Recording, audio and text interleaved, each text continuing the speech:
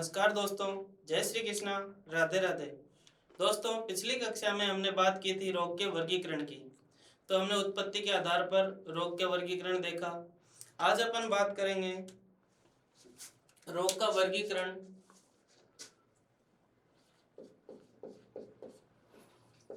रोग की समयावधि,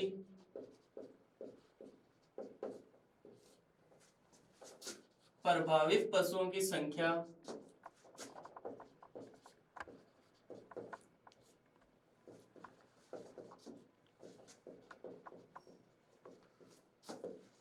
व फैलाव क्षेत्र के आधार पर रोग। दोस्तों, रोग की समयावधि, प्रभावित पशुओं की संख्या और फैलाव क्षेत्र के आधार पर रोग, इसके बारे में बात करने से पहले दोस्तों हम कुछ टर्मिनोलॉजी के बारे में बात करेंगे। जैसे पहली टर्मिनोलॉजी आती है एन। एन का मतलब होता है छोटा क्षेत्र। छोटे क्षेत्र के लिए एन वर्ड यूज किया जाता है। एपी वर्ड यूज किया जाता है बड़े क्षेत्र के लिए।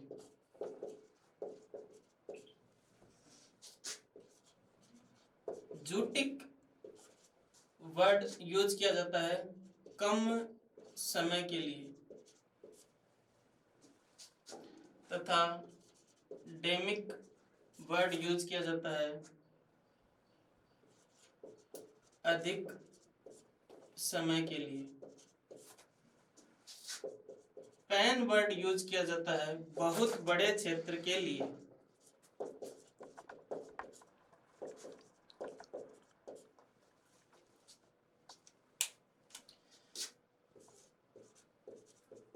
ऑर्निथो वर्ड यूज किया जाता है पक्षियों के लिए।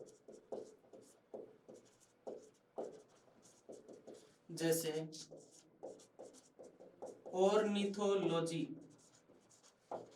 बोलते हैं पक्षियों के अध्ययन को।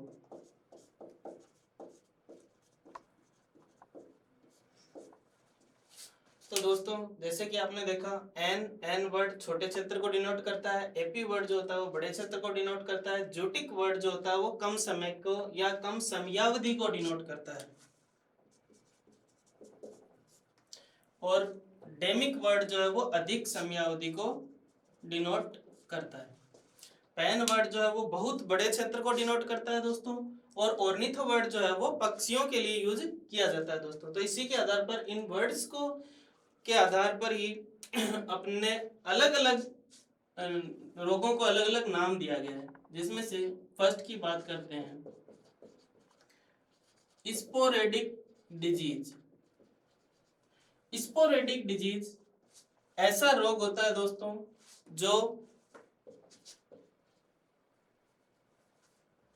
जो विशेष क्षेत्र में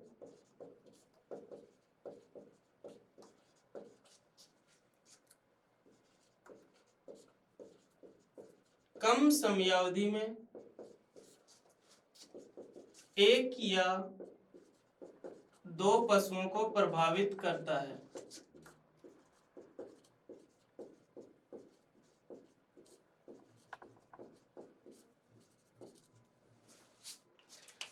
ऐसा रोग जो विशेष क्षेत्र में कम समयावधि में एक या दो पशुओं को प्रभावित करता है, ऐसे रोग को स्पोरेडिक डिजीज बोलते हैं। जैसे इसके उदाहरण की बात करें, स्पोरेडिक लिम्फेंजाइटिस इन हॉर्स। घोड़ों में होने वाली लिम्फेंजाइटिस की जो बीमारी है वो जो है वो स्पोरेडिक होती है। नेक्स्ट अपन बात करते हैं दोस्तों सेकेंड डिजीज की। सेकेंड डिजीज जो है वो है एनजूटिक डिजीज। तो इसके अंदर एन वर्ड आ रहा है और जूटिक वर्ड आ रहा है। तो देखिए दोस्तों, एन का मतलब होता है छोटे क्षेत्र में।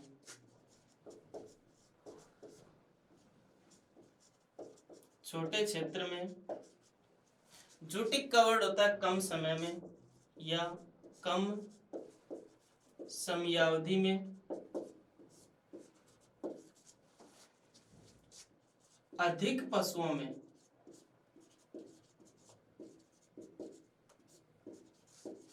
होने वाला रोग।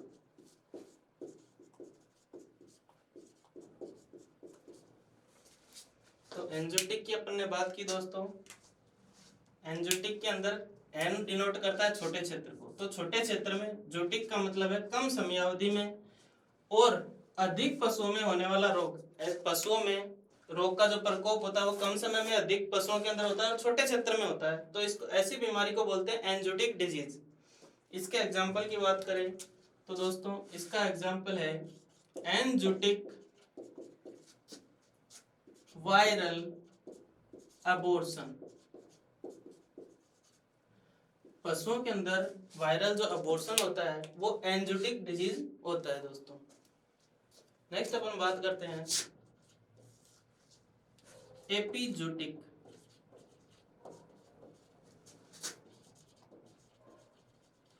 एपिजूटिक डिजीज की अपन बात करें तो दोस्तों एपी का मतलब होता है बड़ा क्षेत्र।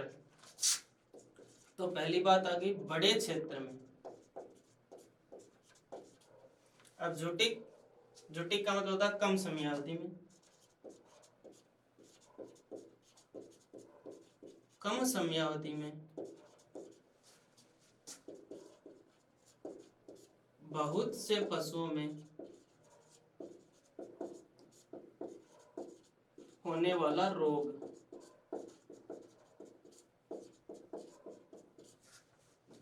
ऐसे रोग को बोलते हैं दोस्तों एपिजूटिक डिजीज। जो बड़े क्षेत्र में कम समयावधि में बहुत से पशुओं में जो रोग होता है उसको बोलते हैं एपिजूटिक डिजीज। जैसे for example FMD, rinderpest. FMD और रिंडरपेस्ट ऐसे रोग हैं जो बड़े क्षेत्र में कम समय में बहुत से पशुओं में होते हैं। अब जो एंजियोटिक रोग होता है, एंजियोटिक डिजीज अगर सही से नियंत्रित नहीं की जाए तो वही डिजीज एपिजूटिक हो जाती है।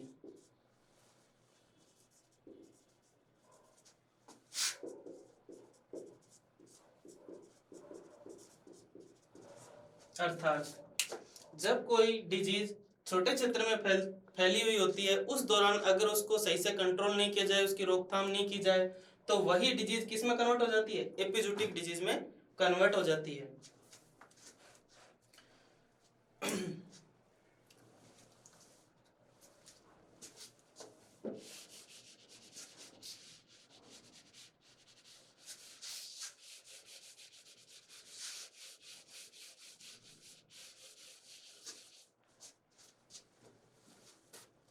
नेक्स्ट दोस्तों, नेक्स्ट अपन देखते हैं इसका फोर्थ नंबर एंडेमिक डिजीज। तो जैसा कि अपने को पता है दोस्तों एन वर्ड का मतलब होता है छोटा क्षेत्र, डेमिक का मतलब होता है अधिक समयावधि,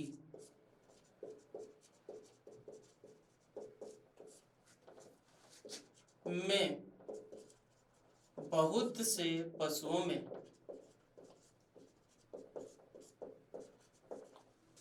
होने वाला रोग।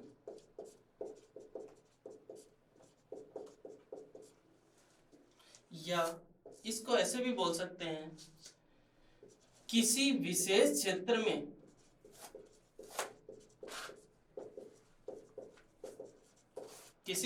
क्षेत्र में निरंतर पाए जाने वाला रोग।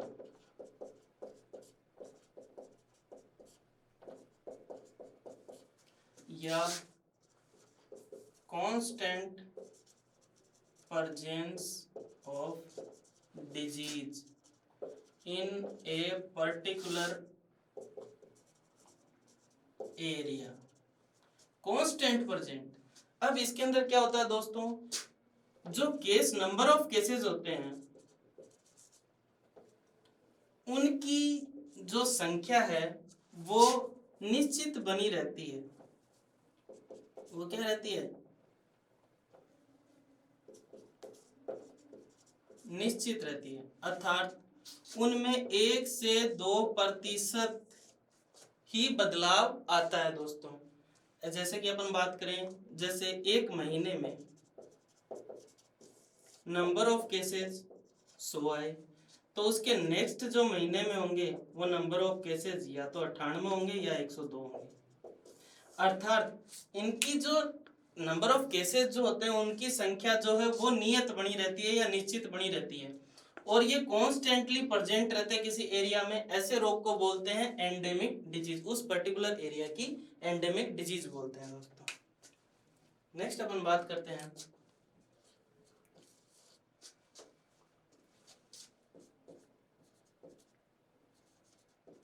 पैंडेमिक या पैनजोटिक डिजीज। अगर अपन बात करेंगे पैंडेमिक डिजीज की, तो एंडेमिक डिजीज के एग्जांपल्स रह गए थे सॉरी दोस्तों। तो इनके एग्जांपल हैं एंथ्रेक्स और ब्लैक क्वार्टर। एंथ्रेक्स और ब्लैक क्वार्टर जो होती हैं वो एंडेमिक डिजीज होती हैं दोस्तों। पैंडेमिक की बात करेंगे तो सबसे पहले अपन बात करते हैं पैन वर्ड यूज किया जाता है बहुत बड़े क्षेत्र के लिए, बहुत बड़े क्षेत्र में। अब ये बहुत बड़ा क्षेत्र क्या हो सकता है दोस्तों? एक देश का बड़ा क्षेत्र, या कई देश, या कई महाद्वीप, या संसार। ये ऐसे अपन बोले तो वर्ल्ड वाइड डिस्ट्रीब्यूशन। संसार की जब अपन बात करते हैं तो बोलते हैं world wide distribution of disease, जो पूरे संसार में फैली हुई हो ऐसी बीमारी। अब इसके आगे वर्ड अगर आता है डेमिक, तो डेमिक का मतलब क्या होता है? लंबा समय अंतराल। तो डेमिक आएगा तो उसमें आएगा बड़ा समयावधि, बड़ी समयावधि या अधिक समयावधि, सॉरी। अगर किसी बड़े क्षेत्र में अधिक समयावधि तक कोई रोग रहता है तो उसे बोलते हैं पैंडेमिक। और अगर बड़े क्षेत्र में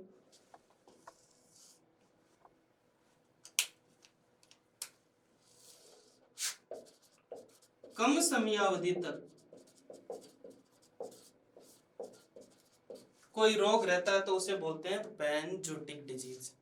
जैसे एग्जाम्पल की बात करें, इन्फ्लुएंजा।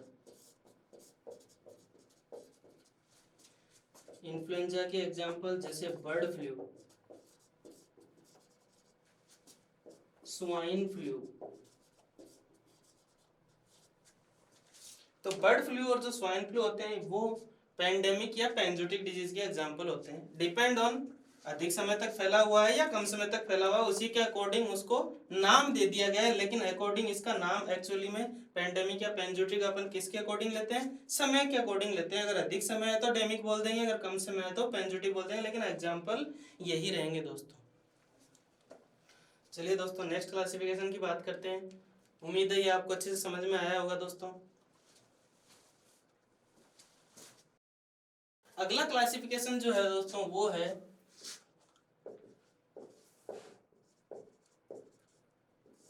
क्लिनिकल लक्षणों के आधार पर। क्लिनिकल लक्षणों के आधार पर रोग। तो क्लिनिकल लक्षण जो होते हैं उनके आधार पर तथा रोग की गंभीरता के आधार पर, रोग की गंभीरता, रोग की गंभीरता के आधार पर और क्लिनिकल लक्षणों के आधार पर रोग। तो इसके अंतर्गत अपन देखें दोस्तों, इसके अंतर्गत तो फर्स्ट पार्ट है वो है पर एक्यूट डिजीज। पर एक्यूट डिजीज ऐसी बीमारी होती है जिसकी गंभीरता बहुत अधिक होती है, जिसकी गंभीरता जो होती है दोस्तों वो बहुत अधिक होती है, अर्थात रोग के लक्षण प्रकट होने से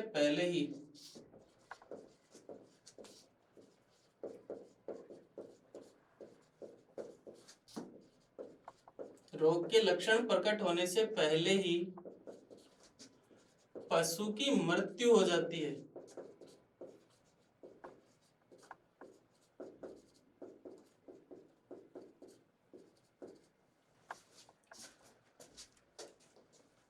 इस रोग की जो समयावधि होती है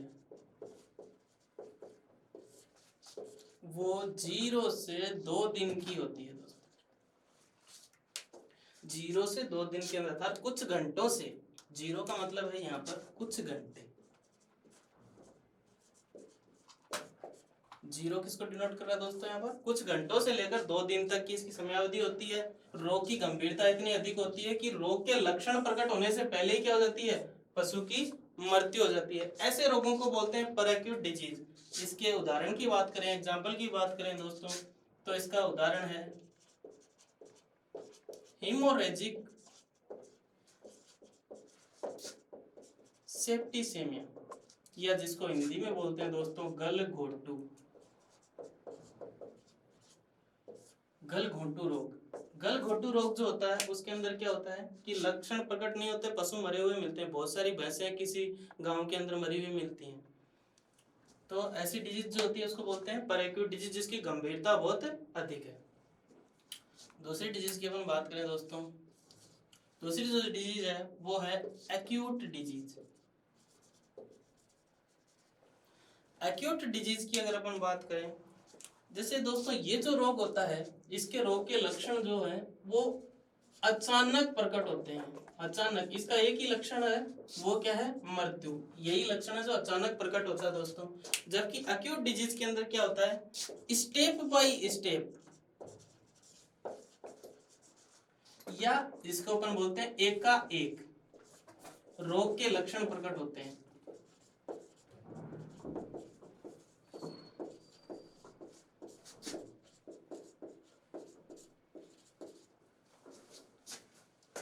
रोग की गंभीरता की अपन बात करें दोस्तों, रोग की जो गंभीरता है वो रोग की गंभीरता पर एक्यूट से कम होती है। पर एक्यूट से कम, इसकी गंभीरता जो है वो पर एक्यूट डिजीज से कम होती है दोस्तों। और इसकी समयावधि की बात करें, इसकी समयावधि जो होती है वो 2 से लेकर 15 दिन तक, 2 से लेकर 15 दिन तक इसकी समयावधि होती है दोस्तों। अब इस बीमारी की अगर अपन बात करें दोस्तों, इसके एग्जांपल्स की बात करें तो इसके एग्जांपल्स हैं एंथ्रेक्स और ब्लैक क्वार्टर, या जिसको बोलते हैं लंगड़ा बुखार।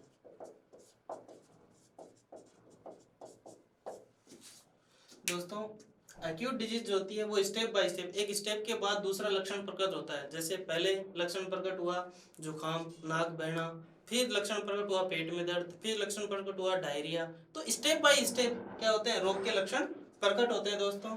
और इसकी गंभीरता जो होती है वो पर एक्यूट से थोड़ी कम होती है। इसकी समयावधि की अगर अपन बात करें दोस्तों, 2 से 15 दिन तक इसका समय रहता है। और इनके एग्जाम्पल्स की बात करें तो एंथ्रेक्स और ब्लैक क्वार्टर इनके एग्जाम्पल हैं। थर्ड डिजीज की अपन बात करें दोस्तों, वो है सब एक्यूट डिजीज। सब एक्यूट डिजीज दोस्तों, इस बीमारी को बोलते हैं एक्यूट से क्रोनिक, एक्यूट से क्रोनिक डिजीज के मध्य की अवस्था।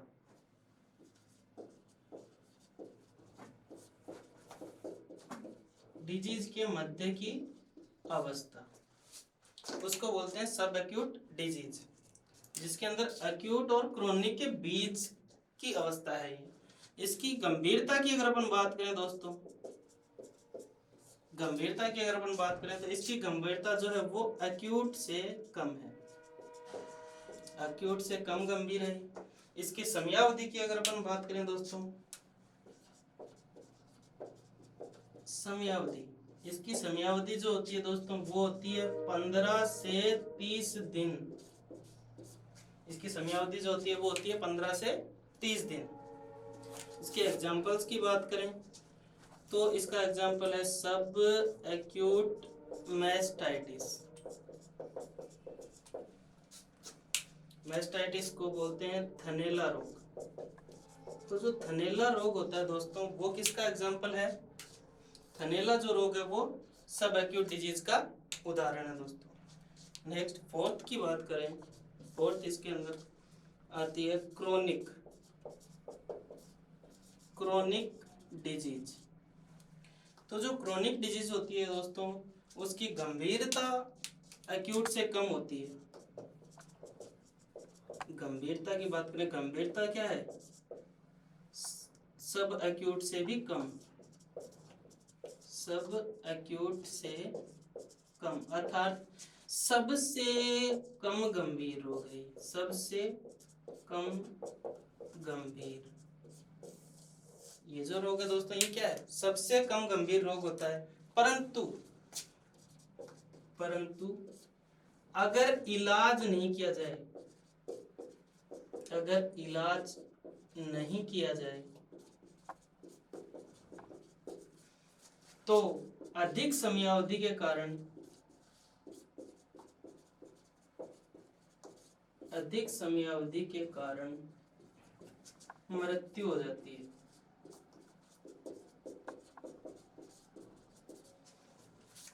अब इसकी समयावधि की बात करते हैं दोस्तों। इसकी जो समयावधि है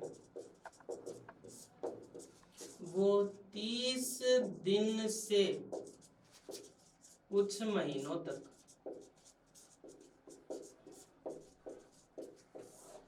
30 दिन से कुछ महीनों तक दोस्तों ये रोग रहता है।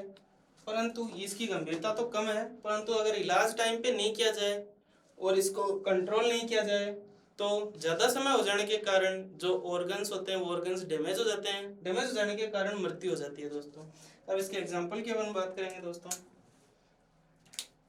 इसका जो एग्जाम्पल है वो है ट्यूबरकुलोसिस। ट्यूबरकुलोसिस या जिसे टीबी भी बोलते हैं या क्षय रोग, इसका एग्जाम्पल है दोस्तों। और अन्य इसका एग्जाम्पल है ब्रूसेलोसिस। क्षय रोग और ब्रूसेलोसिस क्रोनिक डिजीज के उदाहरण हैं दोस्तों। एक बार फिर देख लेते हैं पर एक्यूट डिजीज दोस्तों। पर एक्यूट डिजीज होती है उसकी गंभीरता बहुत अधिक होती है। रोग के लक्षण प्रकट होते हैं जैसे मौत, इसका एक ही लक्षण है जो अचानक प्रकट होता है, मौत। पशु मरा हुआ ही मिलता है तो उसको अपन की कौन सी कैटेगरी में डाल देंगे? पर एक्यूट डिजीज की कैटेगरी में डाल देंगे। जैसे गलघोटू, इसका जो समयावधि होती है कुछ घंटों से लेकर 2 दिन तक इसकी समयावधि होती है दोस्तों। दूसरी बात करें एक्यूट डिजीज की। एक्यूट डिजीज में अंदर क्या होता है? एक का एक। एक्यूट का मतलब ही क्या होता है? एक का एक। रोग के लक्षण जो होते हैं दोस्तों वो स्टेप बाय स्टेप, पहले एक लक्षण प्रकट हुआ उसके कुछ घंटों बाद दूसरा प्रकट हुआ, उसके कुछ घंटों बाद तीसरा प्रकट हुआ, अर्थात स्टेप बाय स्टेप हमें सिम्टम्स नजर आते हैं तो उसको बोलते हैं एक्यूट डिजीज। इसकी गंभीरता जो है वो पर एक्यूट से कम है। ड्यूरेशन जो है वो इससे थोड़ा ज्यादा है, 2 से 15 दिन तक है। इसके एग्जांपल्स की बात करें दोस्तों तो एक एंथ्रेक्स और ब्लैक वाटर इसके एग्जांपल्स हैं। नेक्स्ट कैटेगरी की बात करें तो सब एक्यूट डिजीज। सब एक्यूट डिजीज जो है ये 2 के मध्य है, एक्यूट और क्रोनिक के बीच की अवस्था है, उसको बोलते हैं सब एक्यूट डिजीज। सब एक्यूट डिजीज की गंभीरता जो है वो एक्यूट से कम है, इसलिए ये लंबे समय तक खिंचेगी। कितने समय तक? 15 से 30 दिन तक रहेगी ये बीमारी।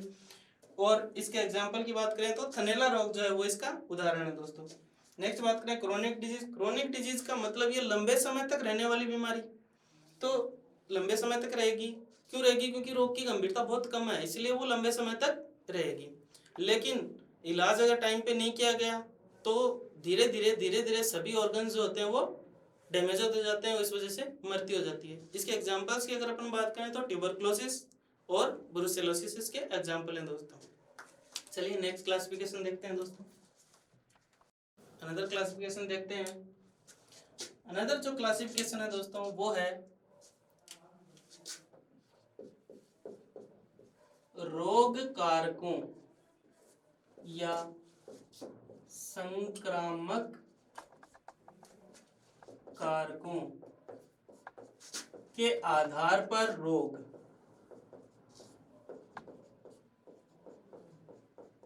रोग कारकों या संक्रामक कारकों के आधार पर रोग।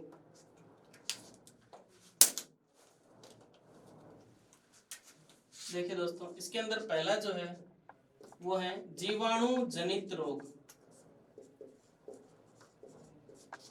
जीवाणु जनित रोग ऐसे रोग जो जीवाणुओं के द्वारा होते हैं या बैक्टीरिया के द्वारा होते हैं, तो ऐसे रोगों को बोलते हैं जीवाणु जनित रोग। जैसे for example anthrax, HS, BQ, brucellosis इत्यादि। सेकंड बात करें दोस्तों, सेकंड क्लासिफिकेशन जो है वो है विषाणु जनित रोग। विषाणु जनित रोग ऐसे रोग जो विषाणुओं की वजह से होते हैं या वायरस की वजह से होते हैं, उन्हें बोला गया विषाणु जनित रोग। जैसे for example FMD, rinderpest, PPR, rabies etcetera etcetera. ये जो रोग हैं दोस्तों ये हैं विषाणु जनित रोग। नेक्स्ट की बात करें, नेक्स्ट है कवक जनित रोग। कवक जनित रोग के एग्जाम्पल की अगर बात करें, दाद, खाज, खुजली, रिंगवॉर्म, एस्परजिलोसिस आदि जो रोग हैं दोस्तों ये होते हैं कवक जनित रोग। नेक्स्ट की अपन बात करें प्रोटोजोआ जनित रोग।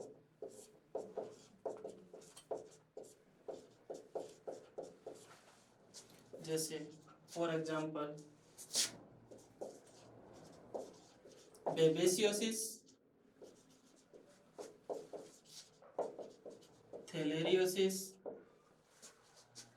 ये जो बीमारियां दोस्तों ये हैं प्रोटोजोआ जनित रोग। नेक्स्ट की अपन बात करें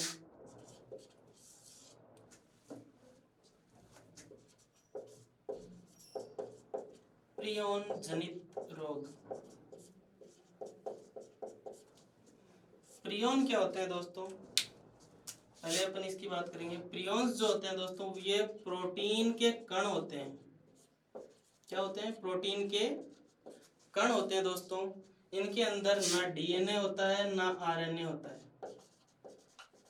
ना तो इनके अंदर डीएनए होता है ना इनके अंदर आरएनए होता है। सिर्फ क्या होता है? प्रोटीन होता है। सिर्फ प्रोटीन के कण होते हैं। इन प्रोटीन के कणों को ही क्या बोलते हैं? प्रियॉन्स बोलते हैं दोस्तों। इनके द्वारा जो रोग होता है दोस्तों वो होता है bovine spongiform encephalopathy. Bovine spongiform encephalopathy दोस्तों ये पिछली बार जो एग्जाम हुई थी एलएसए की कॉम्पिटिटिव एग्जाम जो हुई थी उसके अंदर पूछ लिया गया था दोस्तों कि बोवाइन स्पॉन्जिफॉर्म एन्सेफेलोपैथी का कॉजेटिव एजेंट है। तो अगर सीधा अपने को याद होता कि बोवाइन स्पॉन्जिफॉर्म एन्सेफेलोपैथी किसके द्वारा होती है? प्रियॉन्स के द्वारा होती है दोस्तों। तो ये जो क्वेश्चन था ये क्वेश्चन पिछली बार एग्जाम में पूछा गया था, तो आप ध्यान रखें। नेक्स्ट बात करते हैं दोस्तों माइकोप्लाज्मा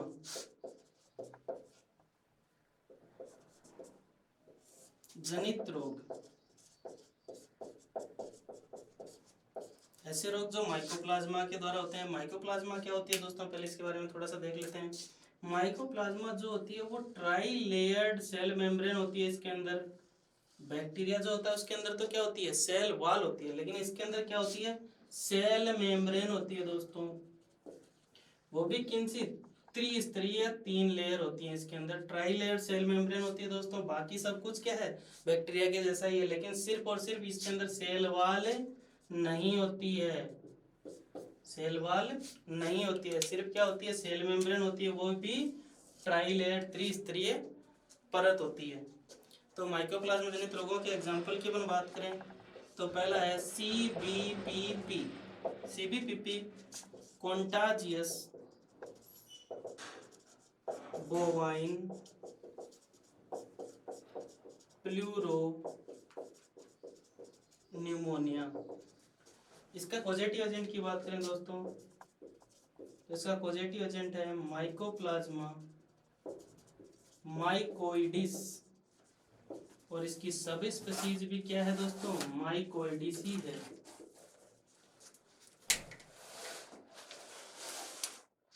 इसके पॉजिटिव एजेंट की अगर हम बात करें दोस्तों तो इसका जो पॉजिटिव एजेंट है वो है माइकोप्लाज्मा माइकोइडिस, और इसकी सब स्पीशीज भी क्या है माइकोइडिस। CBPP contagious bovine pleuro pneumonia, ये माइकोप्लाज्मा जनित रोग है दोस्तों। इसी का ही अनदर रोग ये जो होता है ये कैटल के अंदर होता है दोस्तों। किसके अंदर होता है ये कैटल के अंदर या गायों के अंदर जो रोग होता है उसको बोलते हैं CBPP contagious bovine pleuro pneumonia. दूसरा होता है इसी से संबंधित रोग है CCPP contagious caprine pleuro pneumonia. इसका जो पॉजिटिव एजेंट होता है दोस्तों ये होता है माइकोप्लाज्मा माइकोइडिस सब स्पीशीज कैप्राई। कैप्राई वर्ड जो है वो बकरियों से लिया गया दोस्तों, तो ये गोट के अंदर होता है दोस्तों, यानी कि बकरियों के अंदर ये रोग होता है। तो माइकोप्लाज्मा डिजीज की अपन ने बात की, CBPP और CCPP ये इनके एग्जाम्पल है दोस्तों। नेक्स्ट अपन बात करें परजीवी जनित रोग। परजीवी जनित रोग, अब जो परजीवी होते हैं दोस्तों वो होते हैं बाह्य परजीवी और आंतरिक परजीवी। तो बाह्य परजीवी जनित रोग इसके दो कैटेगरीज हो जाएंगी, बाह्य परजीवी जनित रोग और दूसरा हो जाएगा अंतः परजीवी जनित रोग।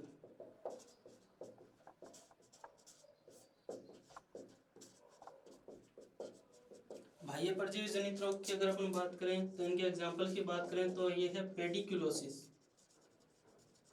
पेडिकुलोसिस जो होता है दोस्तों ये जुओं के द्वारा होता है, जो जू होती हैं उनके द्वारा जो रोग होता है उसे बोलते हैं पेडिकुलोसिस।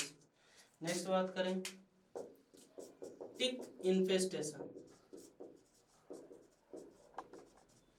जो चिचड़ों के द्वारा जो बीमारी होती है उसको बोलते हैं टिक इन्फेस्टेशन या चींचड़े।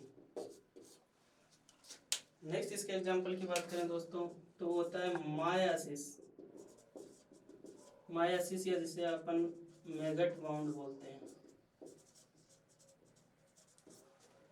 ये क्या होते हैं मक्खियों के लार्वा होते हैं दोस्तों, मक्खियों के लार्वा।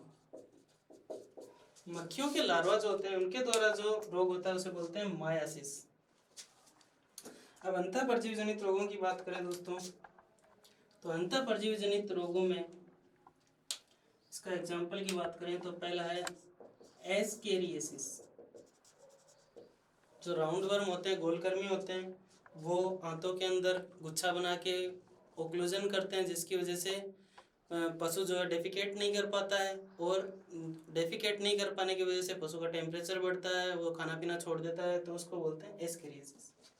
दूसरा इसका एग्जांपल की बात करें तो वो है फेसियोलोसिस। फेसियोला जो होता है वो एक चपटा कर्मी होता है दोस्तों, लीफ लाइक होता है, वो एक पत्ती जैसी संरचना जैसा कर्मी होता है जो यकृत होता है, यकृत की बाइल डक्ट होती है उसके अंदर जाके जम जाता है और उस वजह से उसके अंदर रुकावट पैदा करता है, जिससे बाइल जूस जो है वो ड्यूडेनम में नहीं आ पाता और उस वजह से यकृत संबंधी विकार उत्पन्न होते हैं दोस्तों। तो वो है फेसियोलोसिस। अन्य नेक्स्ट अपन बात करें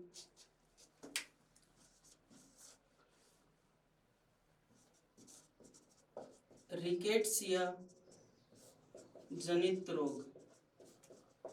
रिकेट्सिया जनित रोग की अगर हम बात करें तो इसका एक एग्जांपल है दोस्तों एनाप्लाज्मोसिस। एनाप्लाज्मोसिस जो है वो एक रिकेट्सिया है दोस्तों। इसके द्वारा जो रोग होता है उसे रिकेट्सियल जनित रोग कहते हैं।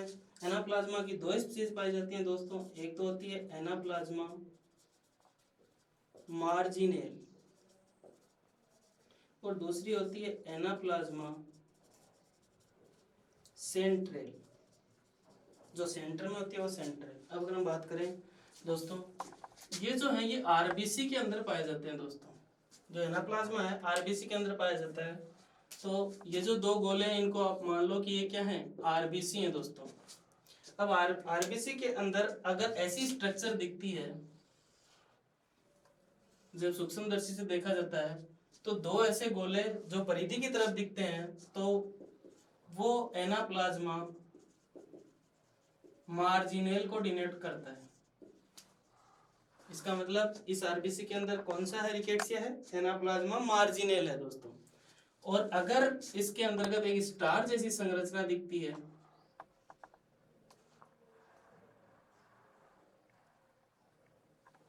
तो इसका मतलब है ये क्या है, एनाप्लाज्मा सेंट्रल है, अर्थात ये केंद्र में दिख रहा है। तो आरबीसी को नष्ट करने वाले रिकेट्सिया हैं ये।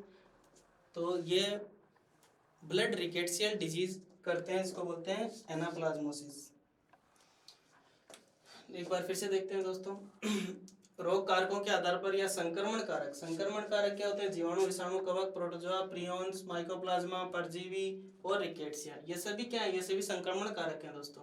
तो विषाणुओं के द्वारा जो रोग होते हैं उनको विषाणु जनित रोग बोलते हैं, जैसे एफएमडी, रिंडरपेस्ट, पीपीआर और रेबीज।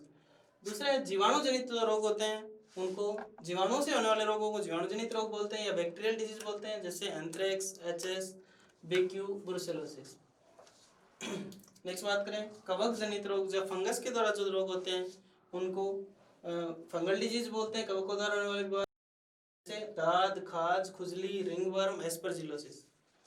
प्रोटोजोआ जनित जो रोग होते हैं उनको प्रोटोजोअल डिजीज बोलते हैं, जैसे बेबेसियोसिस, थैलेरियोसिस। अब बेबेसिया जो है दोस्तों, आरबीसी के अंदर बेबेसिया की अगर अपन बात करें तो बेबेसिया आरबीसी के अंदर से डंबल फॉर्म में या क्रॉस में दिखाई देता है। डंबल फॉर्म में दिखाई देता है तो उसे बेबेसिया बाइजेमिना बोलते हैं, बेबेसिया बाइजेमिना। और अगर ये ऐसे दिखाई देता है तो इसे बोलते हैं माल्टीज क्रॉस। और ये बेबेसिया इक्वाई के अंदर दिखता है। जो हॉर्स के अंदर बेबेसिया होता है, आरबीसी के अंदर अगर ऐसी स्ट्रक्चर्स दिखती हैं तो इसका मतलब वो क्या है, बेबेसिया है दोस्तों। बेबेसिया बाइजेमिना डंबल से दिखेगा जिसके अंदर दो पालियां होंगी आरबीसी के अंदर। और बेबेसिया इक्वाई जो होता है वो एक क्रॉस की तरह दिखता है जिसके एक फूल के चार पंखुड़ियां हों, कुछ इस प्रकार दिखाई देता है दोस्तों, उसे बोलते हैं माल्टीज क्रॉस। और ये बेबेसिया इक्वाई का एक पिकुलियर कैरेक्टर है दोस्तों, तो ये पूछ लेते हैं कभी कभी। नेक्स्ट बात करते हैं थैलेरिया। दोस्तों थैलेरिया जो है वो आरबीसी के अंदर या लिम्फोसाइट के अंदर, या तो किसमें मिलेगा, आरबीसी के अंदर या मिलेगा लिम्फोसाइट के अंदर। थ्रेड लाइक स्ट्रक्चर, थैलेरिया को क्या बोला गया, थ्रेड लाइक स्ट्रक्चर, एक धागे नुमा संरचना के रूप में दिखता है तो उसको बोलते हैं थैलेरिया। तो ये भी आरबीसी को नष्ट करने वाला एक क्या है, एक पैरासाइट है। नेक्स्ट अपन बात करें प्रियॉन जनित रोग। प्रियॉन्स क्या होते हैं, प्रोटीन के बने हुए कण होते हैं दोस्तों, जिनके अंदर ना डीएनए होता है ना आरएनए होता है, अर्थात कोई न्यूक्लिक एसिड नहीं होता, कोई न्यूक्लिक एसिड नहीं होता है प्रियॉन के अंदर, सिर्फ क्या होता है, प्रोटीन होता है दोस्तों। और इसके द्वारा जो बीमारी होती है उसे बोलते हैं बोवाइन स्पॉन्जिफॉर्म एन्सेफेलोपैथी। ये कैटल में होती है दोस्तों, किस में होती है, कैटल में। और दूसरा इसी के द्वारा जो बीमारी होती है उसको बोलते हैं स्क्रैपी। स्क्रैपी डिजीज जो सिप के अंदर होती है वो भी प्रियॉन्स के द्वारा होती है, लेकिन ये किसके अंदर होती है? सिप के अंदर। स्क्रैपी डिजीज सिप के अंदर और बोवाइन स्पॉन्जिफॉर्म एन्सेफेलोपैथी कैटल के अंदर या गाय के अंदर होती है दोस्तों। नेक्स्ट अपन बात करें माइकोप्लाज्मा। माइकोप्लाज्मा जो होती है वो बैक्टीरिया लाइक ही है, लेकिन उसके अंदर सेल वॉल नहीं होती है, सेल मेम्ब्रेन होती है जो ट्राइलेयर्ड होती है, जो त्रिस्तरीय सेल मेम्ब्रेन होती है। अर्थात इस पर पेनिसिलिन काम नहीं करती, इसकी ड्रग ऑफ चॉइस ओटीसी है, क्योंकि पेनिसिलिन जो है दोस्तों वो किस पे काम करती है? सेल वॉल पे। इसके पास तो सेल वॉल है ही नहीं, तो ये किस पे, ये इस पे क्या काम करेगी? ओटीसी काम करेगी दोस्तों। तो जो सीबीपीपी है या सीसीपीपी है, इसकी ड्रग ऑफ चॉइस क्या है दोस्तों? एक क्वेश्चन ये पूछ लेते हैं, ओटीसी है। ओटीसी क्यों है? क्योंकि ओटीसी जो है वो प्रोटीन संश्लेषण को रोकती है, जबकि पेनिसिलिन जो होती है वो सेल वॉल संश्लेषण को रोकती है, जबकि माइकोप्लाज्मा के अंदर सेल वॉल होती ही नहीं है दोस्तों। नेक्स्ट अपन बात करें परजीवी जनित रोग। परजीवी जनित रोग के अंदर परजीवी दो प्रकार के होते हैं, बाह्य परजीवी एक्टोपैरासाइट और अंतर परजीवी एंडोपैरासाइट दोस्तों। तो बाह्य परजीवी जो होते हैं वो जूं, चींचड़े, फ्लिया और इसके अलावा मैगट्स, ये सभी जो हैं ये बाह्य परजीवी होते हैं दोस्तों। और बाह्य परजीवियों के लिए हमेशा इन्फेक्शन वर्ड यूज नहीं करते दोस्तों। इन्फेक्शन वर्ड बाह्य परजीवियों के लिए यूज नहीं करते। इन्फेक्शन वर्ड जो अंदर कोई चीज होती है उसके लिए यूज करते हैं। इनके लिए यूज करते हैं इन्फेस्टेशन। बाह्य परजीवियों के संक्रमण के लिए जो वर्ड यूज करते हैं वो इन्फेस्टेशन यूज करते हैं दोस्तों। देखो इसीलिए मैंने यहाँ लिखा है इन्फेस्टेशन। तो ये भी आप एक जनरल नॉलेज की बात है। देख नेक्स्ट बात करते हैं अंतर परजीवी जनित रोग, जैसे एस्केरियासिस, फेसियोलोसिस, जितने भी जीआईटी के जितने भी राउंड वर्म्स होते हैं वो सभी किस में आते हैं? अंतर परजीवियों के अंदर आते हैं दोस्तों। या टीनियसिस, टीनियसिस फीताकृमियों द्वारा होने वाले रोग, ये भी क्या है? अंतर परजीवी हैं दोस्तों। तो ये जो सभी जो अंतर परजीवी जनित रोग हैं ये भी परजीवी जनित रोगों में ही आते हैं। नेक्स्ट है रिकेट्सिया जनित रोग, एनाप्लाज्मोसिस। एनाप्लाज्मा इसकी दो स्पीशीज होती हैं, एनाप्लाज्मा मार्जिनल, एनाप्लाज्मा सेंट्रल। और एनाप्लाज्मा मार्जिनल सेंट्रल आरबीसी के अंदर कैसे दिखते हैं? जब अपन ब्लड स्मीयर बनाते हैं, ब्लड स्मीयर की माइक्रोस्कोप में देखते हैं तो आरबीसी के अंदर कुछ इस प्रकार की संरचना दिखती है। इसका मतलब क्या है? एनाप्लाज्मा मार्जिनल। मार्जिन का मतलब होता है किनारे। तो अगर किनारों पे उसके ऊपर ऐसी डंबल जैसी स्ट्रक्चर दिख रही है तो इसका मतलब ये एनाप्लाज्मा मार्जिनल के द्वारा हुआ रोग है। और अगर आरबीसी के अंदर एक स्टार जैसी संरचना जो केंद्र में दिखाई देती है तो इसका मतलब उसको एनाप्लाज्मा सेंट्रल के द्वारा वो इन्फेक्टेड है। नेक्स्ट क्लासिफिकेशन देखते हैं दोस्तों।